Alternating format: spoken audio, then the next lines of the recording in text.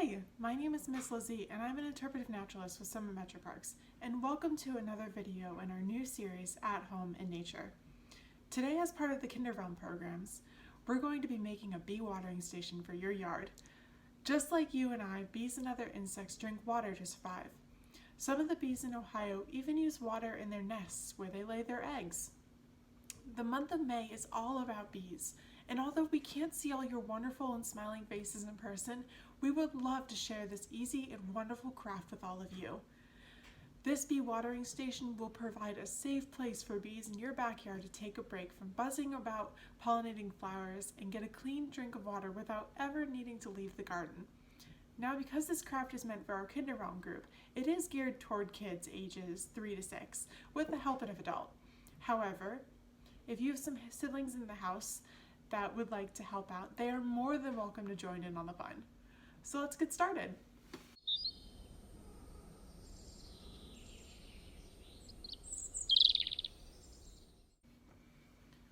So to make your bee watering station, today I'm going to be using these 3 items. So I'm going to be using a terracotta base, some old drainage stones that I found lying around my house, and this one is optional, but I'm also going to be adding some color with some outdoor patio paint. So I'm going to give you a second to gather that stuff. Now, don't worry if you don't have that stuff.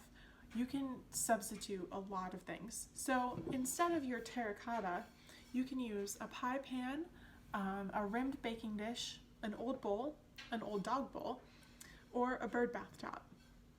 Anything you can find lying around the house that has a shallow edge to it. Now, if you don't have random drainage rocks lying around your house, you can use rocks that you find in the yard. Old seashells from that trip that you took 4 years ago, or some marbles. Anything that will stand out from the water in small groups. So I'm going to give you a few moments to gather up your supplies. Go.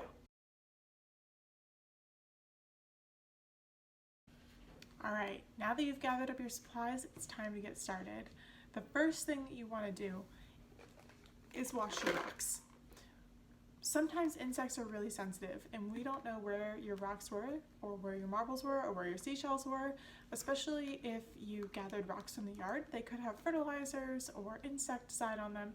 So we're going to make sure they're nice and clean. So let's go to my sink.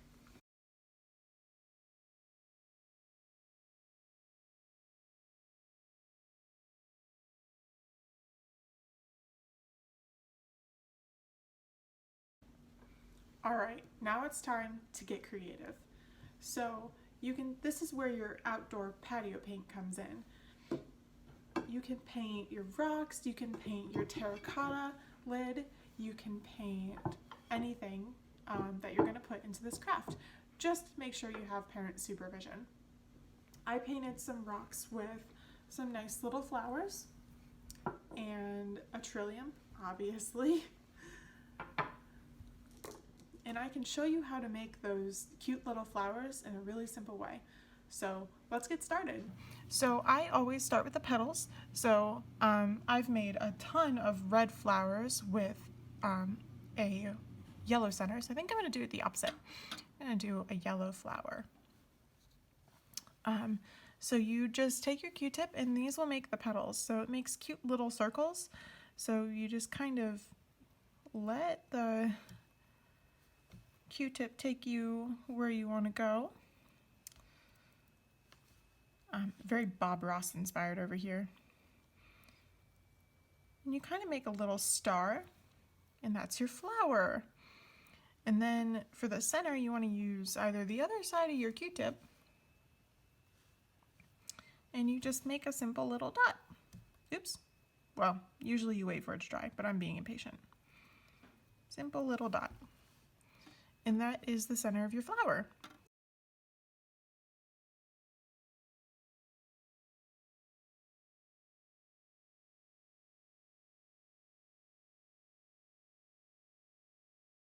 Once you've arranged your rocks, you want to add just enough water to fill the bottom of the bowl, but you want some rocks on the top to be dry.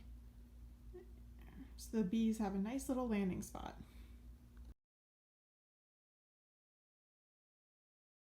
When you're looking for a spot in your yard, you want to make sure that you find a place that is going to be a good home for your watering station. So you want it to be around some flowers so the bees don't have to go far, and you also want it to be in shade most of the day. With all of these stones in here, this might get really, really hot, and we don't want the bees to drink and the insects to have to drink really hot water. So you want to make sure that you find a nice little shaded spot by some flowers.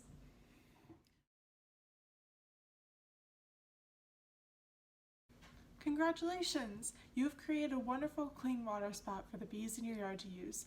Many of our native bees are very calm and very busy. They either can't sting you or are simply too busy to worry about you. You can sit a couple of feet away and peacefully watch your new insects come and go from their watering station. Here are some of the native bees that you might see visiting your watering station. So you might see a common eastern bumblebee, or a squash bee, or a sweat bee. You might also get some surprise visitors, like maybe a dragonfly,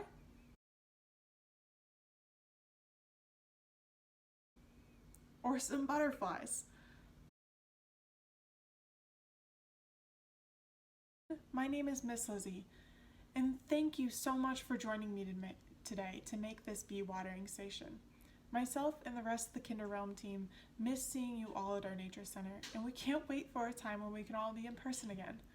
Please share the watering stations that you create. We here at Summit Metro Parks would love to see your creations. Until next time, stay safe, stay kind, and stay curious.